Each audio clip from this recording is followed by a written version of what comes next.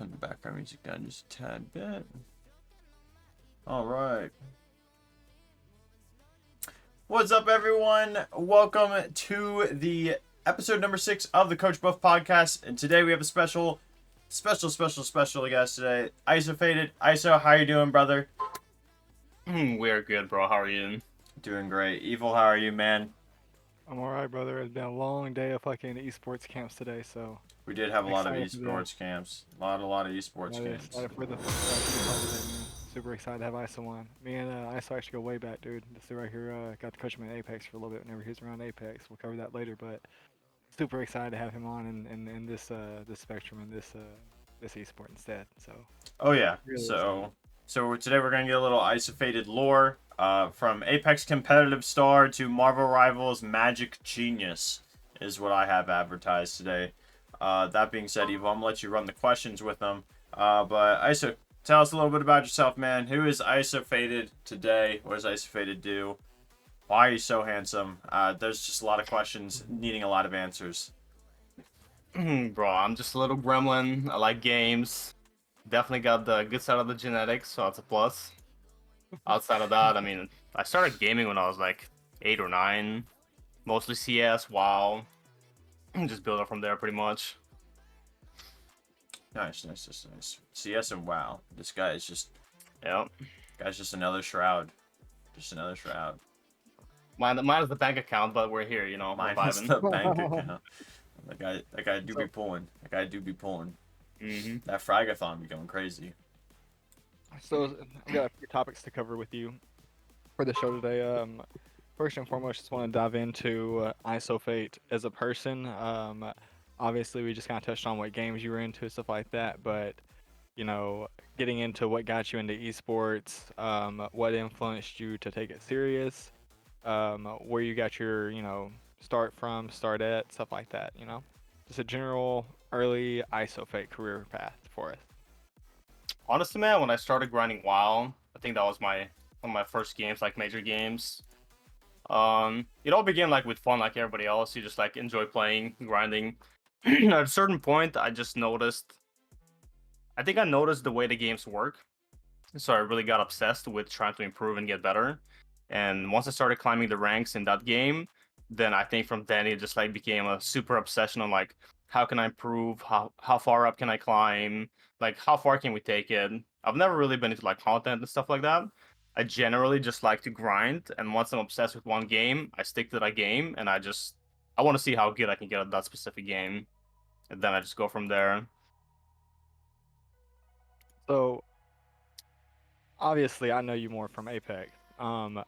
Hearing you get into WoW and then knowing you, I mean, relatively probably years later getting into Apex. How did that come about? How did you go from WoW to getting into more, maybe not as strong titles at the time, but I newer think for titles that me, are more I think promising for me for it you? was just like bouncing game from game, right? Like I'll get obsessed with this game, I'll grind this game for like years, and then I'll go to this game.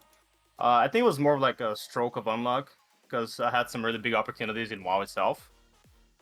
Some big titles, played with some really big players that I'm not gonna mention names, right? Because that was like so many years ago, and they probably don't even remember me. But mainly just once I couldn't make it into one game, and I felt like I was wasting my time, then I'll probably just like lose a little passion, and then I'll be like, hey, let me see what else in the market, and then I'll hop into that game. And if I like it, I'll stick it out. If not, I'll go back to what I was playing. So I mean, I went from WoW, Counter Strike, Overwatch, League. God, I played so many games, like I can't even name them all. It's like mainly the big titles, right? Like I played some Valorant as well. I stuck out Overwatch for a couple seasons, so that wasn't a super long run, but that community was super toxic. And Yeah, I've heard. PUBG, Fortnite, like all of these games. I mean, I grinded those games for like thousands of hours at a time, and I'll just stick to one, and then I'll just bounce to the other one if I just felt like this game was like no longer for me. I was always looking for something that, how do I say, excited me in a way. You know, I like learning new stuff. So if I play a game for a certain amount of time and I see, okay, well, this game, I'm not really feeling it anymore, Hmm. and there's something else in the market, I'll be like, okay, I'd rather try this out, and I want to experience, like, I want to go through that first experience of learning a game and like developing as a player. And I think that's kind of the basis of like how long I'll stick out a game for. If that makes sense. Yeah, I can see that. I can respect that. Um, I guess my question to you, just kind of double down on some things you said, is one, we've kind of talked about it recently on the podcast. I think episode 3 we kind of touched on it. But do you feel like your experience in these other titles translate to your success, whether it be in Apex or Marvel Rivals currently? 100%. I mean, it's not always direct. It's sometimes indirect, right? Mhm. Like you learn things, maybe not from a mechanical standpoint, but let's say from like mental standpoint. You play a certain game like League, and you have to deal with these like extremely toxic people. In a way, that kind of builds up your mental, and then you start to realize that, hey, mental is important in other games too. Like I hop into another game after League, let's say, and I understand that okay, in order for me to perform well and improve as a player, I kind of have to keep that mental fortitude that I had to use in this game. So like whether it's directly like skill related or something like more nuanced like mindset or something like that, I think everything translates like one way or another. Whether it's Okay. aim, game sense, understanding, or just like even personal development. I think a lot of people don't talk about personal development when it comes to gaming and how they change you as a person. That's very true, actually. One of my sister actually does behavioral analyst, and she's a therapist and stuff like that. She does studies around ADHD, and ADHD actually, they kids like that test better whenever they're actually able to have games that they're able to maybe not have the most fun on, aren't the most competitive, type Apex or shooters like that, but rather it's a different way of learning, through the vernacular of a game, through the interaction of a game. So I definitely think you're definitely onto something there, and there's actually stats to prove that it definitely helps as far as building mindsets and like ironing out certain efficiencies within critical thinking. Yeah, I mean, whether you realize it or not, like anything you do in life, whether it's gaming or art, music, whatever, like it's changing you as a person in some ways. And you can use those same things to translate them into other things that are not even related to what you're doing at the time. So Yeah. I think a lot of people, whether they know it or not, if they bounce from a game to game, there is certain things that carry over, whether it's within the game or within the person itself. Rose, you got anything to add on that, brother? No, definitely great take. Definitely understand that one. So moving on just a little bit, um, getting out of multiple titles, going into what I've met you from and I've known you from is your tremendous success at Apex. I got to come in more along the lines of the end of your career, but if you just don't mind taking us through what it was like competing in Apex, a lot of our viewer base are casual Apex players, competitive Apex players. So seeing you transition from game to game and also be uber freaking successful at it while you're doing it, there's got to be a secret to the sauce there that maybe you could share with some of these Apex players to get them to understand it as well. I mean, I wouldn't go as far as like uber successful, right? Like, I've done some things, but obviously haven't like won anything major or blew up or something. But for Apex specifically, I feel like it's really tough in that community because whether you do it right or you do it wrong, I would say in that game specifically, more than other games, there's a lot of luck involved. And at certain points in my quote unquote Apex career, my reputation got really destroyed, which in return like ruined me as a player because certain things got to my mental. Like obviously I don't want to get into those things too much because I'm not Mhm. interested in drama or like naming names and pointing fingers. But understanding that you have to either push through that or just let it be what it is and just like move on and play something else. So I think it's just a matter of how do I even say? I think everything is just mental, man. Like Yeah. whether it's Apex, I mean, for me, Apex, like during my peak, during my passion, it was just all mental. Like obviously, I had fun because if you don't have fun, then it's really hard to improve as a player. If you have fun, you're able to see your mistakes more clearly. And if you're tilted and you're mad and you think that you're better than you actually are, then you're kind of stuck on the variables that you can't control. But if you actually enjoy what you do, everything is a lot clearer to see, and then you can like recognize, okay, this is how I'm fucking up. How do I get better? You're always asking yourself like, how can I get better when you're Mhm. actually enjoying something. And I think a lot of people, especially in the Apex community, have like these expectations, and they think that they're more than they actually are. So they're always blaming something else rather than themselves why they're not getting results. Like results only come from you improving as an individual. Like that's 100% the variable you can control, and if you don't have a hang of that, then everything else is gonna fall apart eventually. Yeah, mental's a Definitely a great big metric. thing. Mental is a very big thing. For just to tie over with the Apex thing, let's give the community either some advice that you have for Apex for those who are still continuing to compete, or say like a proudest moment for yourself. Uh, for advice, I would say find teammates who share your passion. A lot of people hop on teams with expectations, and when they don't meet the results, they quit, which is just kind of like wasting your time. Just like being upfront with people with what you want out of your teammates if you're competing, and clarify that and make sure you're on the same page. And I think that will give you more success in the long run.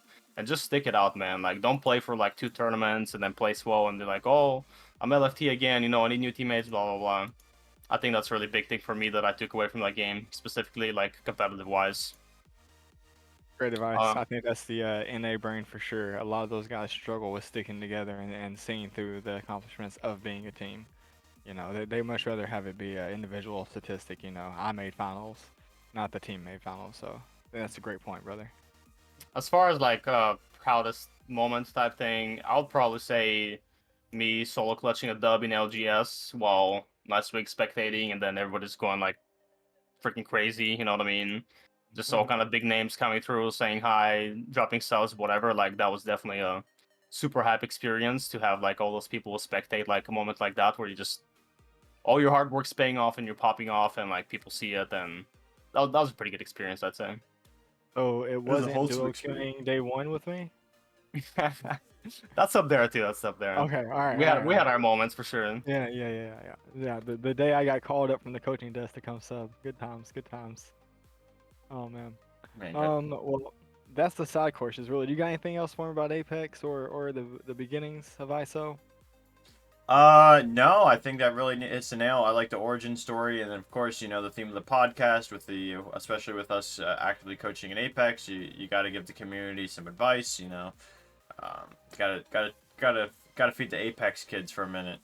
So if you're ready to transition or you got other questions, I'm good over here, brother. All right. Well, that was the broccoli. That was the Brussels sprouts. Here's the meat and taters. What's up with Marvel Rivals, man? You know, obviously came from Apex. You were successful there, a multi-finalist player. As much as you want to kind of down yourself on it, very talented player there. Switched to Marvel Rivals, new title, big backing, a lot of money going into it.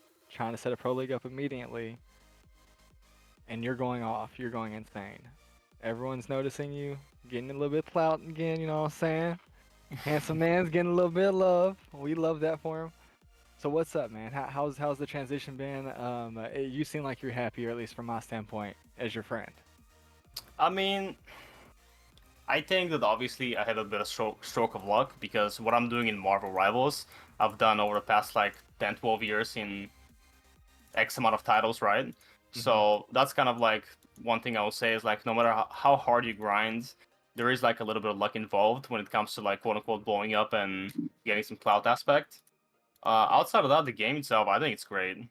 Obviously, I can sit here and nitpick things, but realistically, compared to other games like Overwatch, they did certain things right. Like support characters and tank characters are fun to play, and I think a lot of people are filling those roles, so it just makes it better for the community versus certain dreadful things like that for games like Overwatch.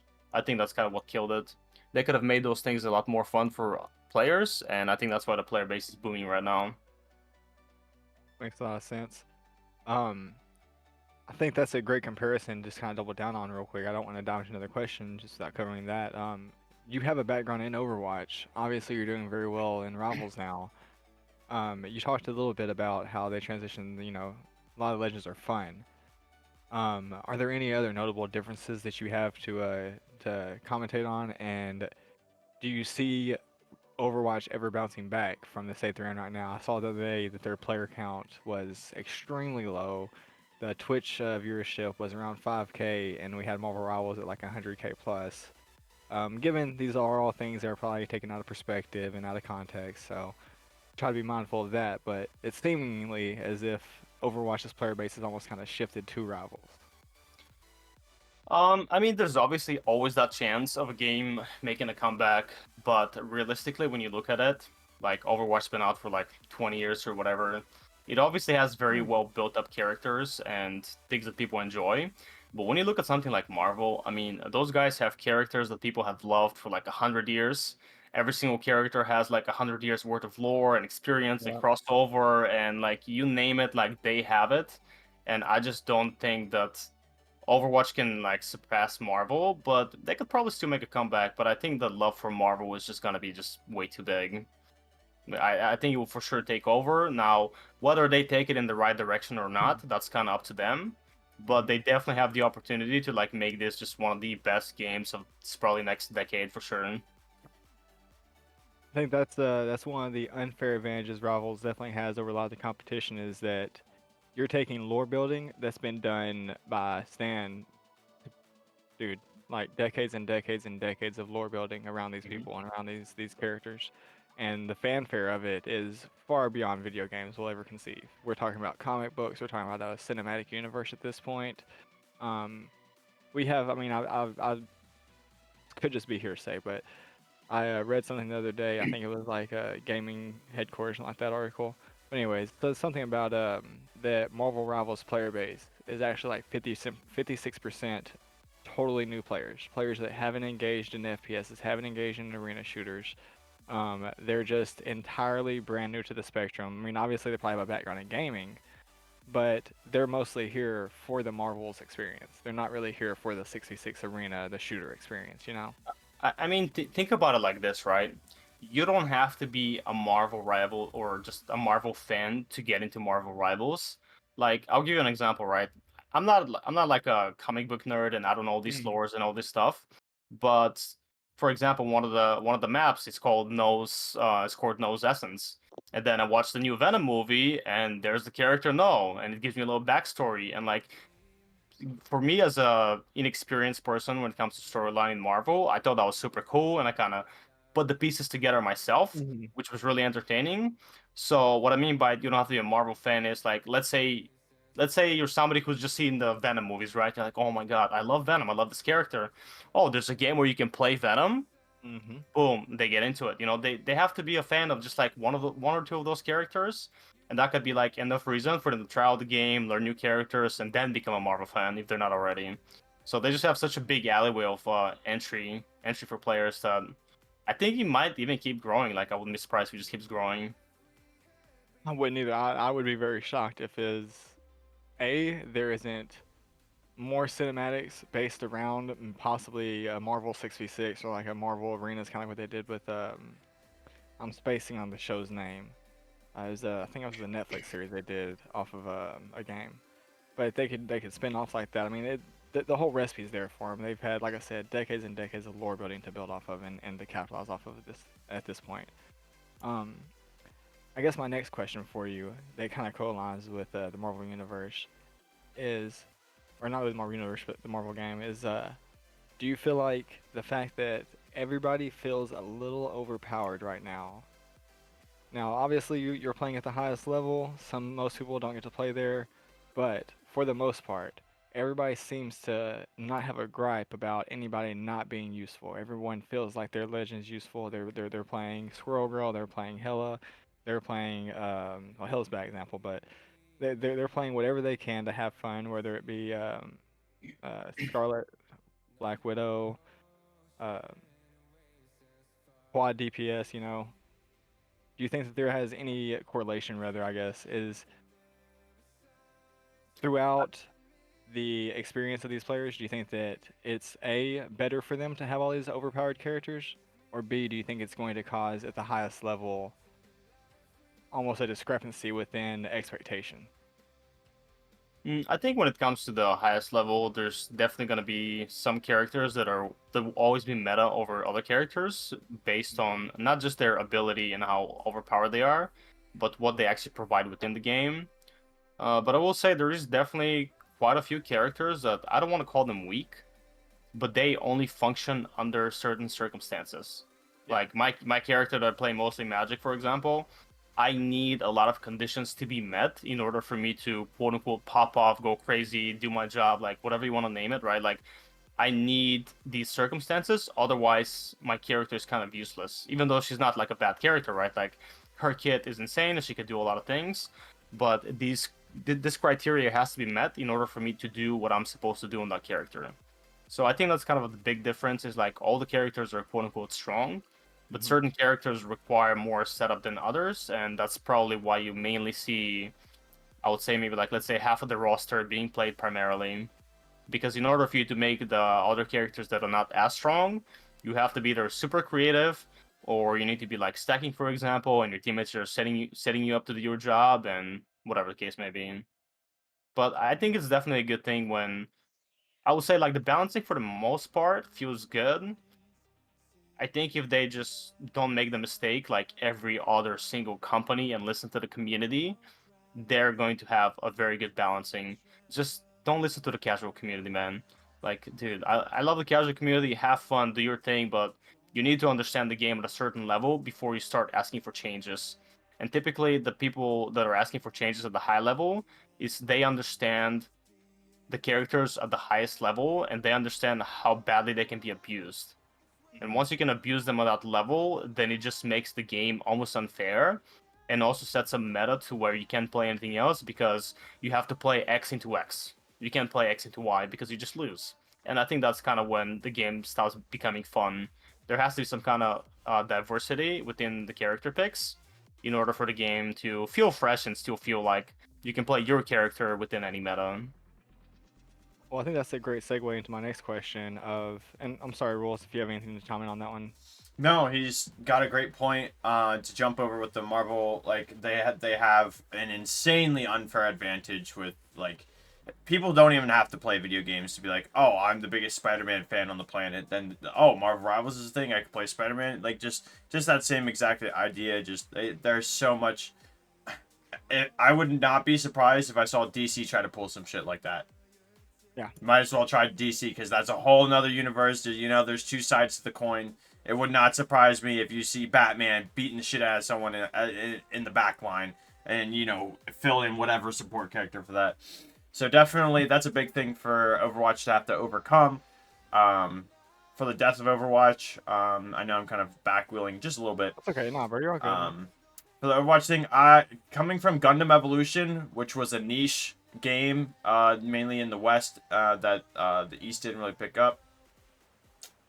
And seeing Overwatch 2 kill that game, and seeing Marvel Rivals kind of do the same thing, there's always an opportunity to bounce back for sure. Gundam did not, and that makes me sad. But Marvel Rivals is a breath of fresh air for a lot of people, especially Overwatch players. I know my kids at work switched from competing in Overwatch to playing and competing in Marvel Rivals, so it's a big thing coming for sure. And seeing mechanically talented players like ISO over here go from Apex Legends hero shooter to another hero shooter, quite literally a hero shooter at Marvel Rivals, and doing his thing. It's great. It's great. As you mentioned, balancing and stuff, coming from a group main myself, I think that I don't think there's really anything crazy out of pocket that you have to necessarily run. I mean, there is the competitive meta at the end of the day where you just ban Hawkeye and Hela, but then there's the best Iron Man players in the world. So there's a little bit of everything everywhere, and it's a good thing. It's very important. Otherwise, we could have the balancing problems that we have in Apex Legends. So I agree with everything ISO said. I do want to piggyback real quick on the DC thing. I don't want to see a DC game. I don't want to see a DC game at all. Hear me out, okay? DC has some amazing characters, right? Like, I can think of a few, but what we need to see is a crossover. Like, we That would need be Marvel crazy. Rivals with DC characters. Like, just Oh, play them out, crazy. do whatever you gotta do. There's another 100 years of characters and lores and story and whatever. Like, throw those characters in the mix. That would be insane. That would Me- be a mega player base. Shazam into Iron Man, into Batman, and Superman fighting whoever, you know what I mean? Like, dude, that would be crazy. Like, I think that would probably kill every other hero shooter that there ever will would be for have the to rest kill of everything. time. That would have to kill literally everything. Yeah. What if DC came out with a BR and just killed Apex?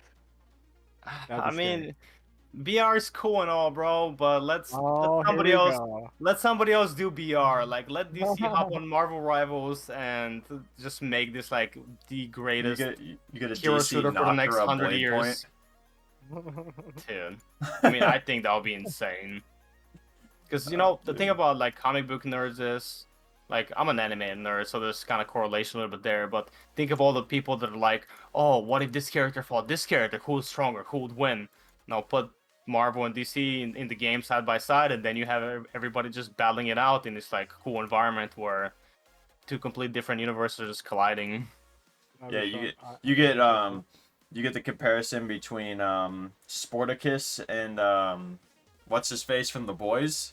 And you just get that, and you just hit up Amazon and add The Boys into Marvel Rivals. Oh man, that'd actually be You can play crazy. as Billy Butcher. A lot of opportunities, man. A lot of opportunities.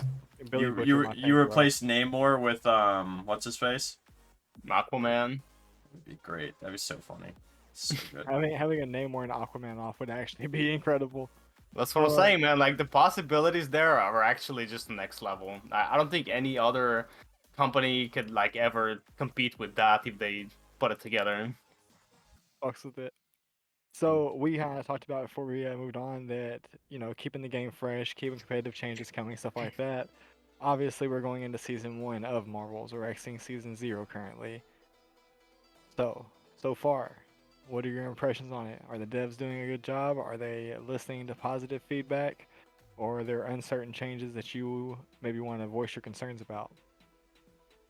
I've been getting a lot of flame about this, and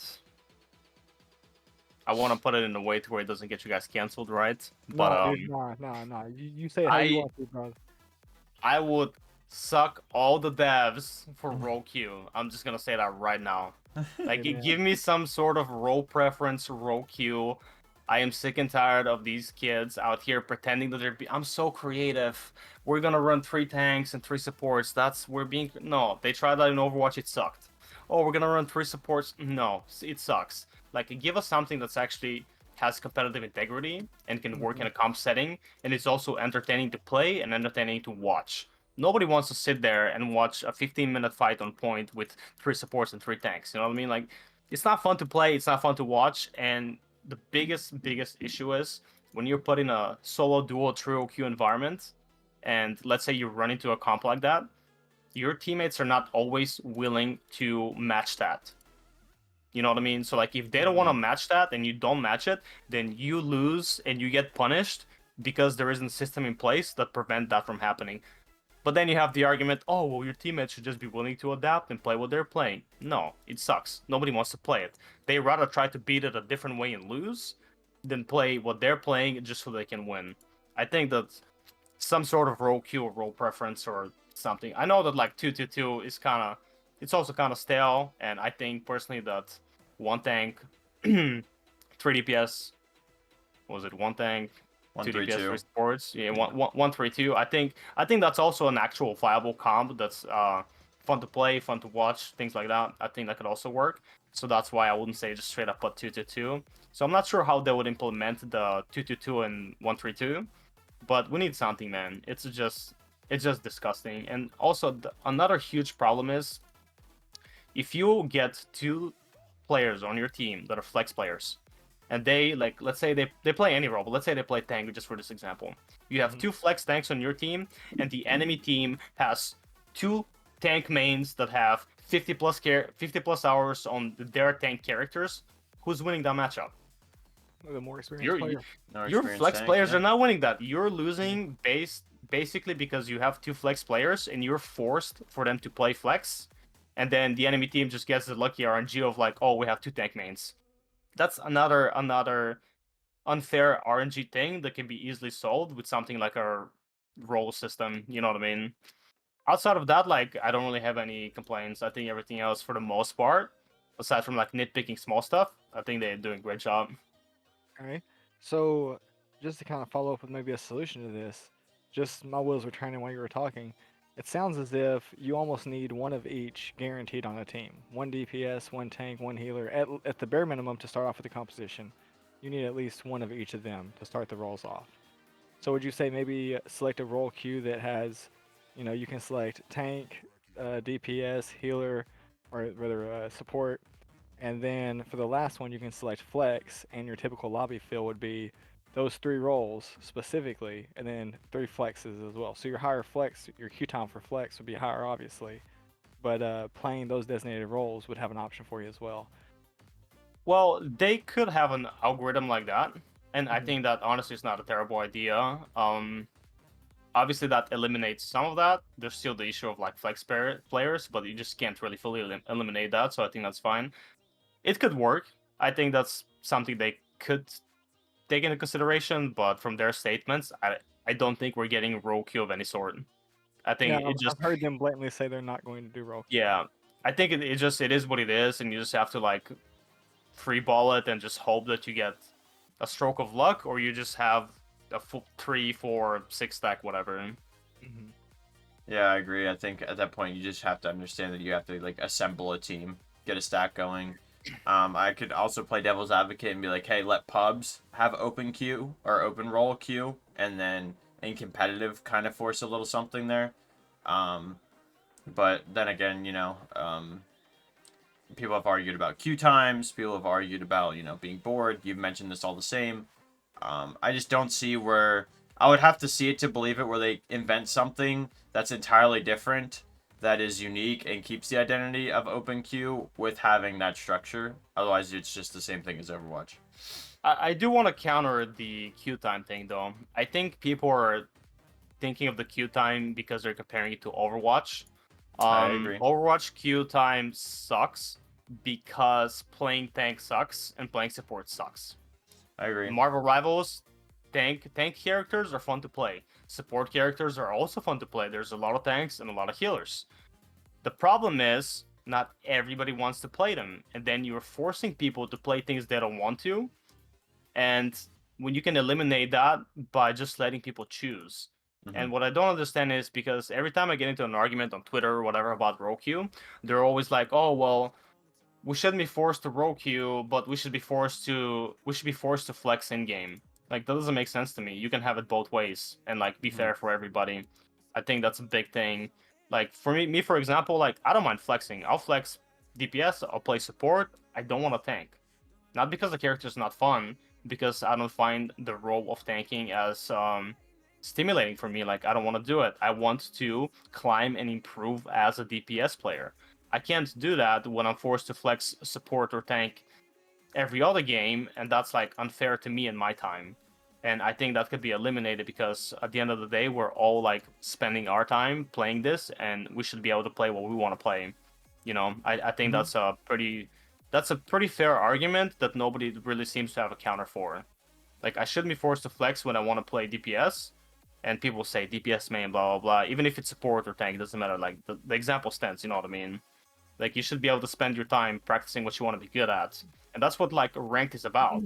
Ranked is about 100%. you improving as an individual. No, I 100% agree. I also think that since this game is really fresh and has an insane player base right now, until there's a reason to kill the game or the game kills itself, like with the amount of players we have now, roll queue probably wouldn't even be that bad. You might, instead of instant, you might get 15, 20, 30 seconds, just because there's obviously they want to have competitive integrity. But when you have 600,000 plus people on one platform playing the game, I don't think it'd be all that bad. Well, see, I'm already sitting in some long queues, right? Like whether you're force stacking or just higher elo, Mm-hmm. you can't change the queue times. Queue times are gonna be slow, and the people that are complaining about the queue times are just like majority of them are just lower elo players, and that's fine. That's totally fine. But you Okay. gotta realize like you guys are not gonna have long queue times because the majority of the population Plays at they're that level. working, Mm-hmm. school, whatever. Like you're probably too busy to put in the time to be a higher rank, and that's fine. Like, but you also have to understand is you guys have more players, and your queues are just naturally gonna be faster. So like, I don't know Right. why they worry about queue times when that's not really a concern they should have. Like queue times are only slow if you need to like match 4 people against 4 people or 6 people against 6 people, especially like higher and higher rank. Yeah, six I stacking agree. I've noticed is significantly longer queue times. Oh yeah, we're sitting in 5-6 minute queues sometimes, 4 stacking. And we're fine with that. I'd rather play another 4 stack and wait than play 6 randoms and stomp. I get points, but I don't improve as a player, and I'm not doing anything. I'm wasting my time. So you keep touching on this phrase "improve as a player." I feel like it's a great thing to kind of tackle as well while we're in this area of discussion. What do you feel like really defines your growth as a player, specifically towards Marvel Rivals? It's the same thing as every other game. I genuinely understand that I only control what I do, and whether I win or lose doesn't matter to me as much. If I go into a game and we lose, I ask myself, did I do my job? How well did I do my job? What could I have done better? And if I keep improving, those losses will eventually, I'll be able to translate them into wins if I'm just improving myself and doing my job better and better and better. Yeah, sometimes I'll mold like any normal person at somebody doing something stupid, right? But that's mainly because at certain ranks, people should know better, and you just get frustrated in the moment, but then you just like move on. But that's just the big thing, is understanding that people are so fixated on, oh, I'm gonna lose 20 points, oh, I'm gonna gain 20 points. No, you're not gaining anything. Unless you're gaining improvement and you're getting better mechanics, better game sense, better mindset, better teamwork, whatever, then you're not really doing anything. I love that. I love that point. A lot of people focus on the score that comes with it or whatever. And then, sometimes they just do stuff that they do it because it wins, and then when it doesn't, then there's a problem with it, right? And then they don't understand the problem because they've never been trying to improve and understand anything beforehand anyway. That's also just to touch up real quick on the Roku thing. That's also why I think that things like 3-3 is unhealthy for the game. You guys are winning in an environment where 3-3 only works because you're in a random people environment. And when you run into another team that's better than you and they match you, then you just lose, and then you say, oh, 3-3 sucks. No, it doesn't suck. It's just cheesy, and you only won because people didn't want to like deal with it, And that's unhealthy for the game because people get stagnant like that. And when you get stagnant, you start losing passion, you start wanting to improve, and then it just goes downhill. The mental pipeline. Yep. All right. Before we segue, I wanna go into some positive things because we went straight to the controversial.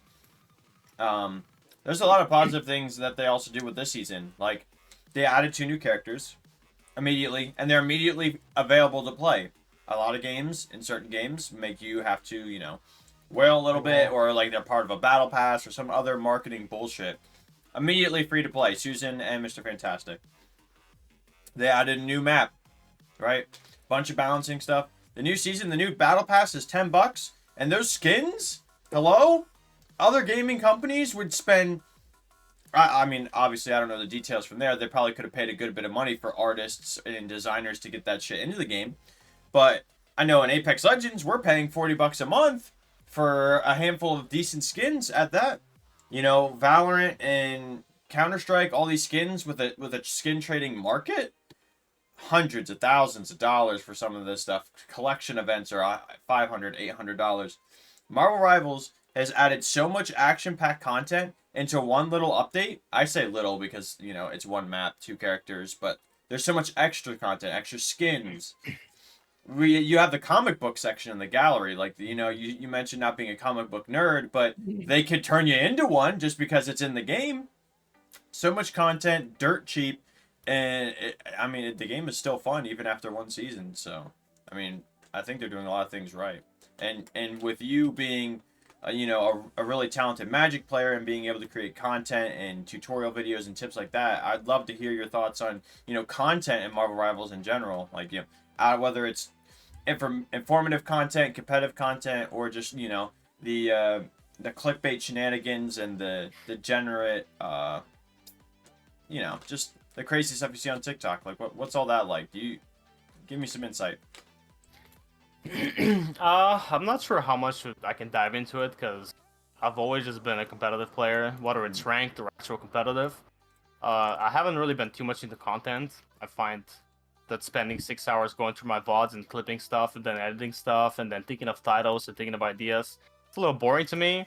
But it's definitely nice and refreshing that even somebody like me, I can sit here and it's easy for me to think of ideas because the game allows me to have such creativity with the content. I think that's a really good thing. A lot of people are quote unquote abusing it. and that's a good thing, obviously, because you want the game to grow and stuff. So I think that's definitely a good thing when it comes to the content. You can just do anything, whether it's like hero specific related or lore related or highlights or anything you can think of. Like the game allows you to come up with a content for it. So it's I think it's really good and healthy for the game for sure. Yeah, I love how we can do mods too. The game is so moddable off the rip. Now, obviously, I think they posted a patch to try to stop people from modding it, but like They're back at it. It's worked around. I saw a Luffy, I Mr. did too. Elastic. Yeah, Yeah. I did. I was waiting. As soon as I saw the trailer for Mr. Fantastic, I knew we got a Yeah, Walmart Luffy was Luffy. gonna. But Yeah, oh like, yeah. I sent it to my friend the other day. I sent it to my kids at work, and they're like, "Yeah, like, we need that. We literally just need that skin. We just need it to happen." And that's the mod community could bring crossovers. Literally, like if the company thinks about it, they could do it. Like that'd be insane. Yeah, you can also get the game in trouble with probably copyright issues and things like Oh, that. very Which, true. Very true. yeah, which is just people got to be careful. I mean, obviously, like I said, I would be a huge advocate for DC Marvel rivals, so I know why people are doing it, but just try to not ruin it for the rest of us. Yeah, last thing we need is the studio to get sued and closed. Yeah, Yeah. for real. So, do we have anything else, rules? No, take it away. I have my shenanigans. All right, shenanigans aside, what are your thoughts about the new content? Rules kind of touched on it. We kind of talked about it pre-pod. Mr. Elastic and Sue. Obviously, the Sue content's a little out of pocket.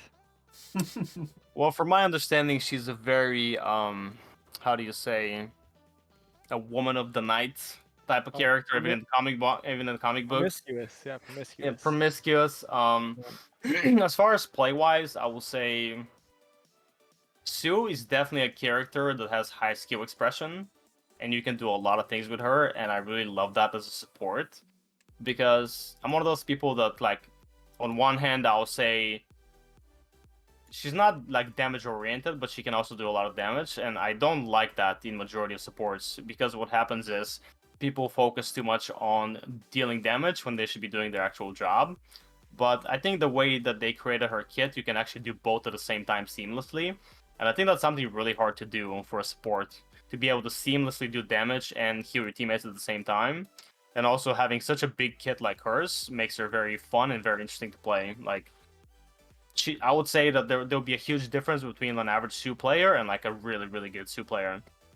As far as Elastic, please get a new voice actor and just delete that character from the game. Like, that is just the worst thing I've ever seen in my life. It's hilarious. I don't know why anybody else would want to play that guy. I see the vision, right? I see what they were trying to do, but I feel like the execution was just... And that ultimate voice line, please, bro. Just spare me the nightmares. Like, I don't want to hear that ever again. He just But as rather far have... as the... Go ahead, sorry. No, I was gonna say, as far as new content, everything is good. I do think that there has to be some kind of entry for new content. You can have a new map. First game of the ranked season, everybody's learning it, and I guess the map's okay, but I feel like the map, in the sense, people need to play it a little bit to test it out, and then the devs make adjustments because the new map is not good. I'm gonna be honest, just straight up, like, the map is not good. And I think if, for example, they put it in pubs for like a day or two, and then people got to play it, I know that they wouldn't get the best opinions, but they'll at least get some opinions, and then I'll be like, okay, well, we can do these things, and then throw it in comp, like maybe like a couple days later or a week later or whatever. I think that'd be healthier.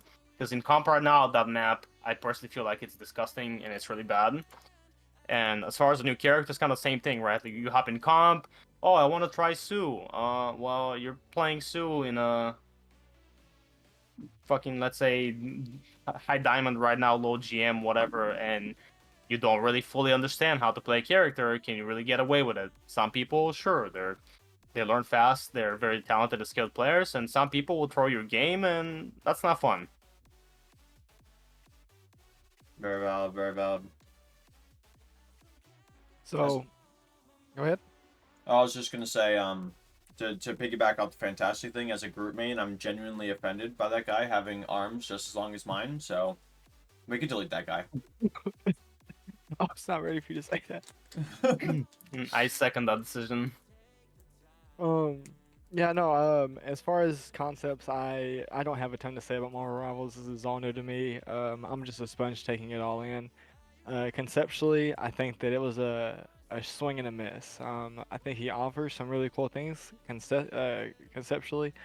I don't know if they were implemented effectively though. I don't think that, like for example, I think with him being such a elastic boy, we should have him, more or less pulling and picking characters, and that should be a pretty like prominent part of his kit. Is that if you're within his area, he might be able to pick or pull you and have substantial damage rewarded to him afterwards for that. Maybe a debuff to your health or something like that, where it stuns you. Just something where it adds a little bit of like new character. This guy's kind of broken.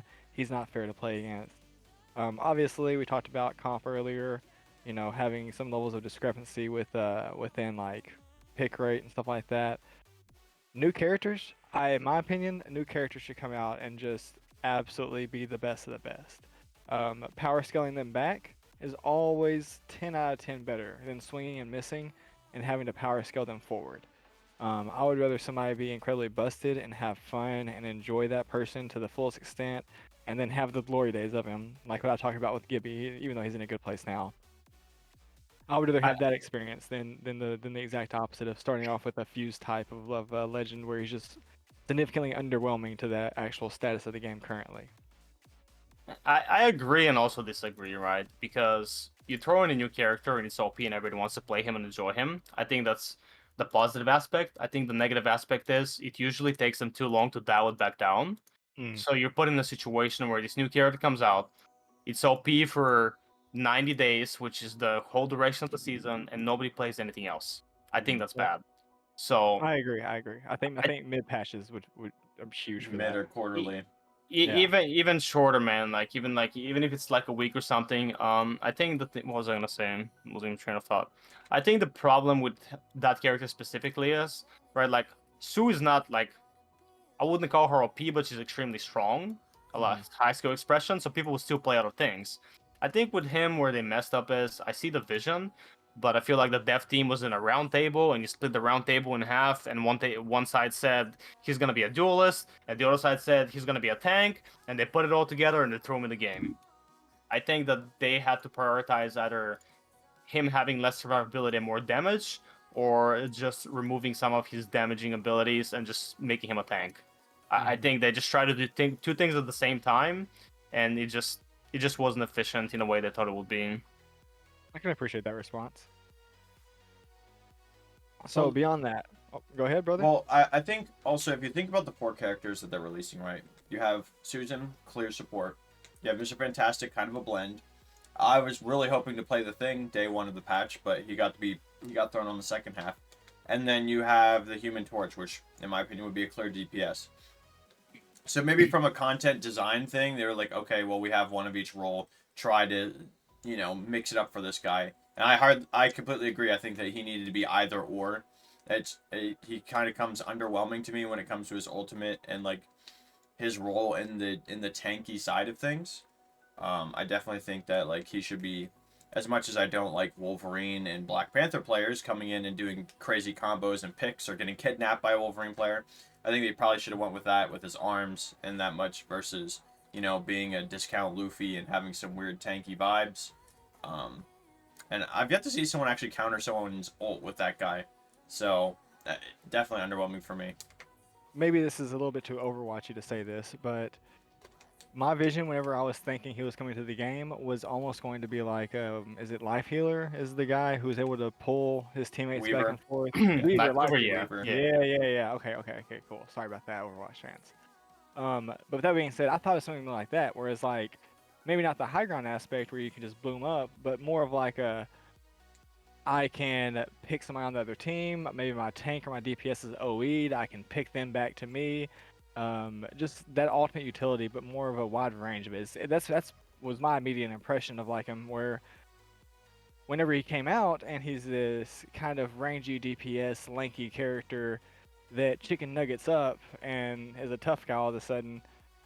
I mean, it was fun playing, I guess, in the Doom LTM and seeing everyone play him, day one off drop. But as far as actual comp viability, I mean, it feels like you have to work twice as hard. And this is low rank. This is not anybody playing high rank. I'm just some lowly fucking gold plat player. But anyways, with that being said, it feels like there are other legends that are extremely more viable conceptually and within the amount of damage that they do actual with in-game experience. So it almost feels like he just kind of threaded the needle between tank and DPS, like you guys were saying, and didn't get really either of the perks of either, role. And because of that, and then because of my, kind of expectation of what he could offer the game, I was sitting like significantly let down with the whole character as a whole. Um, I think the Sue, awesome. Love the character, love the concept of taking space, making everyone invisible in it. Love the pushing, pulling. I really think that should, like I said, I can't stress enough. I think Mission Fantastic should have some kind of aspect like that as well. I think if you do that, it almost has a trade-off of a play around of like outplayability of my Sue saved me because the enemy, the op Mr. Elastic picked me, and you have that kind of push and pull and counter playability within each other while dropping these two legends off drop together. And then you can double back like what Really said earlier about having these dimensions within they're a team, maybe they counter each other, they combat each other, they're great play arounds with each other. And then you have the Human Torch and the Thing, which notoriously in the movies, the comics, these two guys are like brothers where they will fucking fight and bicker and bitch nonstop at each other and then be best friends when it comes to nut cutting time. So you would almost like to see where like maybe Human Torch gets a debuff to the Thing's attacks, or vice versa, where the Thing gets a debuff to Human Torch attacks, but Human Torch has a buff towards like Groot or something like that, where you almost have like this different aspect come in of what these guys can operate and do within their kits. So I would love to see more of the lore play around that and like more of these different niche concepts be involved in the game.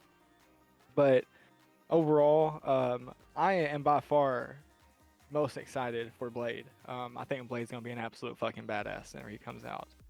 I'm really excited to see if they do bring Doom to the game. Hopefully they don't do all this lore for this entire, little universe experience we're going down and we don't get a Doom. But super fucking excited for Blade. Excuse me. Your opinion All on right. that, ISO? Yeah, I mean, the only thing I'll point out is like we already talked about how they should pick a side, but just on top of my mind, I can think of so many small things that they can just lean into and just like choose the role for him. Give him a little bit less survivability, a little bit more damage. Remove a little bit of his damage, give him a little bit more CC, because he could be like some really interesting like tank bully if he was like an actual tank. Like instead of him pulling people together just for a second, let's say he just pulls two tanks, he stuns them for like 2 seconds, they can't move. There's just so many possibilities with that character, and man, if they just pick a lane, I think that they'll be like really successful with that character too. Cool. Really agree with you there, brother. All right. So that covers the new season content, at least what I know of the new season. I'm sure we're missing some things. I'm not the most adept there. Um, this segment of the show is sponsored by Modelo. Listen, I feel like there wouldn't be an episode properly done if I wasn't. It's every Sunday, okay? You get me on my one day off, there's a Modelo in my hand, okay? So that wouldn't be an episode without one. I think we definitely have to start having a Modelo counter on your screen for you specifically. I would not get shit-faced on podcast, but that'd be interesting. So, anyways, with that being said, I want to dive more into concepts around Marvel Rivals. I told you I'd keep you for an hour. We're getting pretty up there in time. It's getting to be that time right now. So we're gonna start kind of like running through some of these topics. I'm not gonna double down on these. So give your best foot forward on these answers. But conceptually, from a DPS, from a Magic standpoint, explain your job to a layman, a player who wants to get into competitive, wants to take this game seriously, wants to put the same work and time you've got into it and you've done into it. What advice can you save them? And conceptually, can you explain what your job is as a Magic? You want me to speak like purely from a Magic standpoint? Yes, give us the sauce. You can cover both if you'd like to, but I definitely think that you being so talented at that specific legend is pretty fucking badass. I've watched your streams multiple times, and you are kind of fucking him with Magic. So I will say I think so. You have two primary jobs. if you have the team comp and the enemy team comp doesn't counter you heavily, if they're not running, for example, heavy counter dive, you can get away with a lot of flanks, and you can combo one-shot squishies in the back repeatedly. So that's job number one. If you can't fulfill that job, then job number two is you help your tanks outpressure the enemy tanks, because you have tank combos that you shred tanks really hard with, and you apply a lot of damage and pressure, which in return gives you more space, and then you create yourself an opportunity with that space to then dive in past the tanks and one shot somebody squishy. So that's kind of the two roles you play, and I think the rest is just like a mix of you playing long enough to understand when to do which one and how to apply it in each different situation. So I think that's probably like the biggest pointers I could give on that situation. All right, fuck yeah, brother. From a Magic standpoint, what is your perfect composition for your teammates around you, and also for the enemy opposition? What do you feel like you do best as a Magic against? If I'm looking at stars have aligned, RNG gods have blessed me. Oh yeah, oh Look, yeah, I'm straight up looking dream. at I'm looking at Dream Team. I probably need Mantis Luna. Ideally, let's say I have Snowflake. I have two other dive DPS, and I think one dive tank and one just standard tank like Strange or whatever. What that allows me to do is, obviously, you have 3 dive DPS, and you don't even need 3 dive. It could be like 2 dive and you one more dive DPS and then one standard DPS. I think that's fine too. You getting Snowflake and then having your dive tank actually coordinating with you. They go in first because they can actually absorb more punches, create more space, create more chaos. And then I get to go in after the chaos and actually get to pick my timing and then isolate somebody, kill them, go for the next one, and just clean up. If you don't have those conditions, generally you're super exposed, and solo diving by yourself is extremely risky. So unless you play it perfectly, you'll probably just end up costing. But that'll be like the ideal Luna Snowflake, one more dive DPS you can coordinate with, have a dive tank go in first, create chaos for you, and then from the chaos you rise into a phoenix, you know? Mm-hmm. Or you got anything to follow up with that? No, I feel like if you were to ever smurf, I'll play Venom for you and throw myself at people and let you do the work, you know? The very first good Venom player I ran into solo queuing, he's still on my friends list, and whenever we get a chance to Gotcha. play, I'll ask him to play Venom, and that's all he did. We didn't even have the dream comp. I just had me and him, and he would say, I'm going in. I'll see him go in, people panic, scatter around, try to peel him, try to deal with him, and boom, I one-shot somebody and we're out. I That's knew how it. it is. I knew it. Whenever I see either melee tanks or like if I'm dealing with a Wolverine and Black Panther, just people who try to bully squishies, I peel off on Venom and I just know that they can't kill me because of the E ability. And no matter what, it's just so funny. So you're like, I need a dive tank. I'm like, what if I get a day where I could just run at people as Venom and get ISO and just let him just clip people behind me? Like I don't even need the Yep. kills, but I just need him to port behind me and just watch him do his work. 32 assist tank. Dude, might have like 60 assists and it'd be the craziest tank assist record. I fuck with that. All right. So I do also want to hear about what enemy composition is the best for you to play against. Anything without a Mantis, Nemo, or Bucky mainly. I would say those are the 3 characters that can just ruin your day. There's probably other things I just not thinking off the top of my head, but those are like, I see those 3 characters, and I'm kind of debating switching based on like how they play, how good they are. Can I get away with murder or not? There is one combo it's charge right click into E into melee, which is like it kills pretty fast, but it's pretty linear, so you don't really get to utilize it unless you get the perfect flank, which doesn't happen in anything above diamond. It's really hard. I mean, yes, you can pull it off like all the time and consistently, but generally speaking, I'm looking for a different combo that's a little bit slower, and within that slower combo, I can get hooked, I can get mantis slept, I can die to squids, which is something else, but yeah, so those are like the 3 main characters I'm like worried about. He didn't even say Namor. He says he's gonna die to the squids. That's Yeah, so I will funny. die. I will die to the squids before I die to the Namor. I'll tell you that.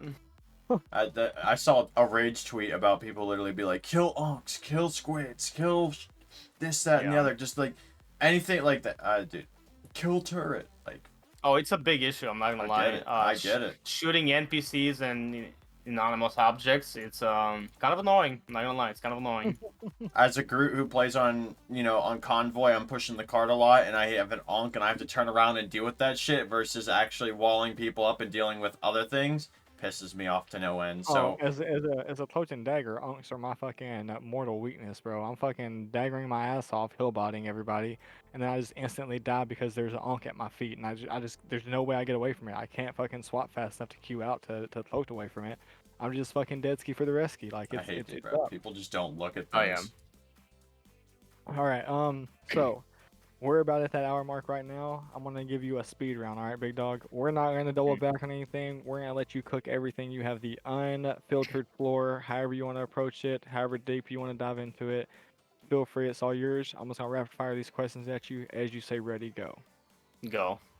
All right. Out of all DPS brawler type characters, why did he choose Magik and why was it his main?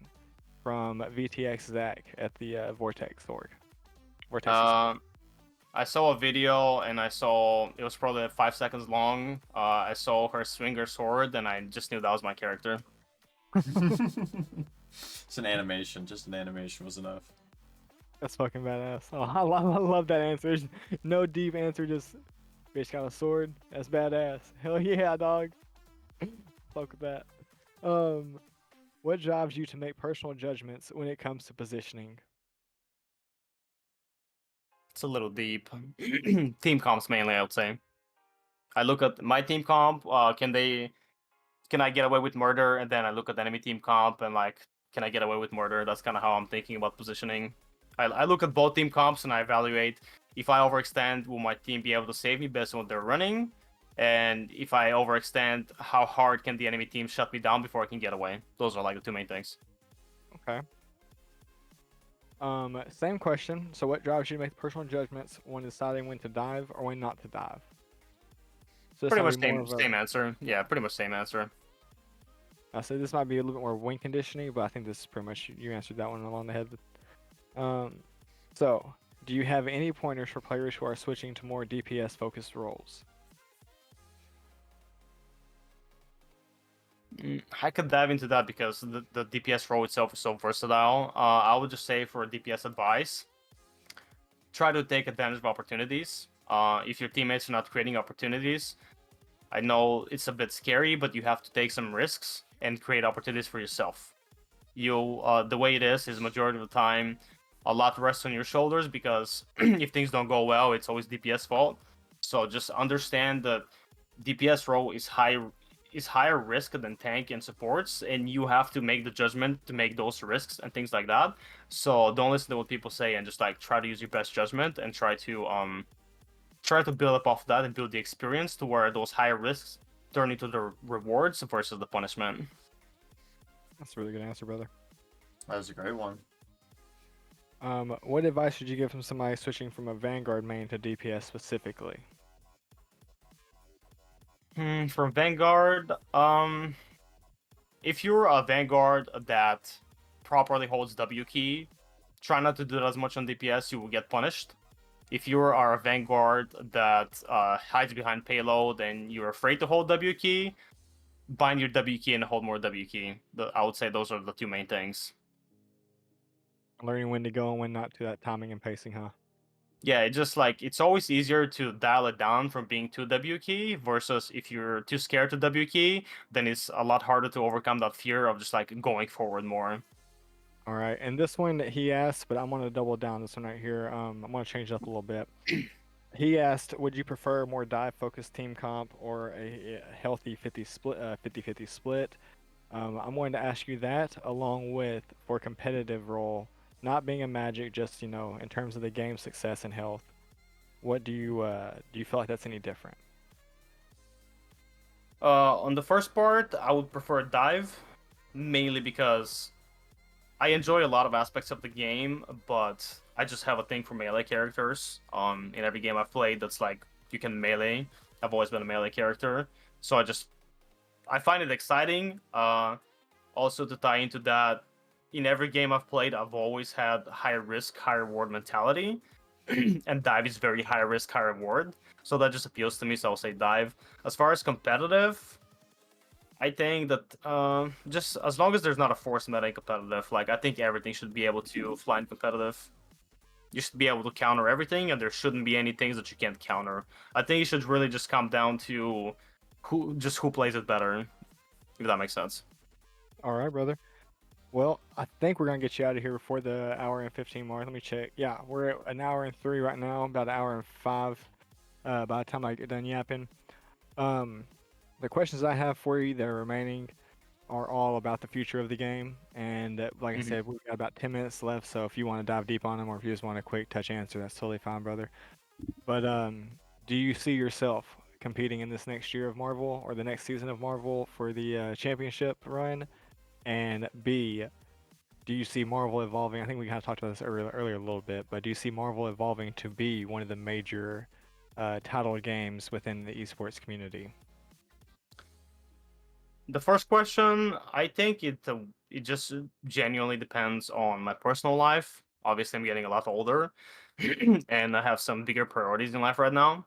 So if life allows me to, and I'm fortunate enough to find a team that's willing to put in the time and put in the work and like try to win like big, then 100% I want to compete. I love competing in games. It's whether I'm, you know, turning 30 in like a year and a change or turning 60, I will fucking compete if I can.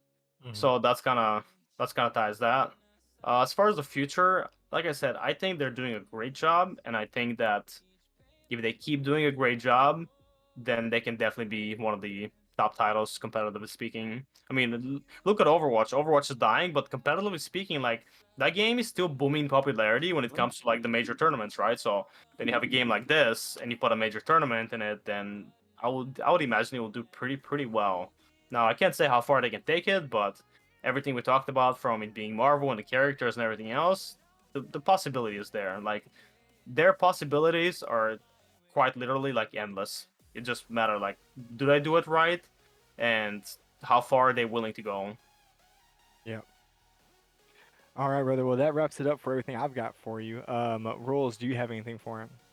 No, nothing in particular. I mean, I definitely want to agree with him on that part with the competitive aspect. Honestly, I think that we could probably see an esports World Cup with Marvel in it. I know the dates are July and August already, just because Apex advertises it, Hmm. and Call of Duty advertises it. I could see a Marvel Rivals World Cup, for esports. So I mean, I can see that. yeah, quite literally, it's endless unless they kill their own game. Unless they kill their Yeah. own game. No. All Take right. notes Well, from Overwatch and Apex. Just that's all I gotta say to Marvel Rivals. Just take notes from other games, please. I genuinely think that these devs That's what are Fortnite has. wholeheartedly passionate about this game. So, uh, like I said, I mean, obviously, I've made my groups on the game. What I'd like to see change, more lore-based effects and abilities, stuff like that. But anyways, I really appreciate your time, big dog. Isofaded on Twitch, Isofaded on X. What else am I missing, big dog?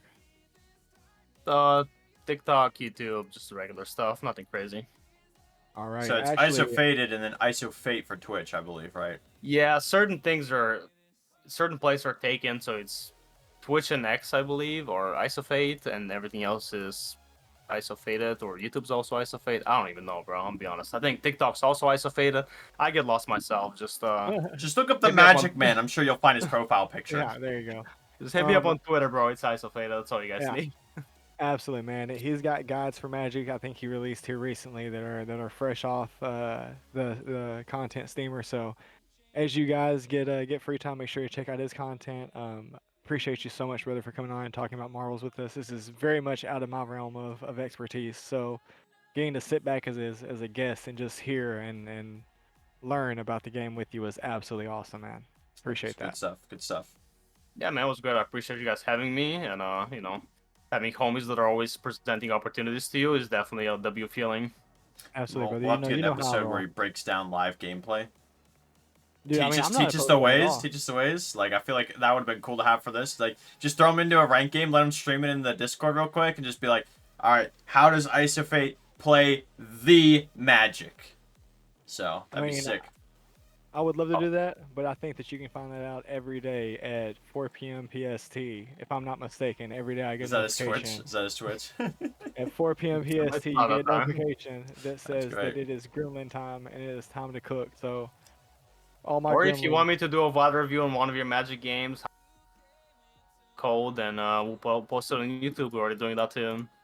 Oh, that'd be sick. Alright. That'd be sick. So there you go, chat. If you're a Magic main and this guy's willing to, spend the time, put you up, you know where to find him. You know where to find him. Appreciate you, Alright. Isofaded. Thanks so much for coming on to God the bless Coach you, Buff podcast. Hope you guys enjoy a little change a little bit. Usually we just bitch about Apex here. Appreciate the switch up. Thank you guys so much for watching. That is episode 6 with Isofaded, everyone. Thank you so much. See you guys in the next one. Peace. Peace.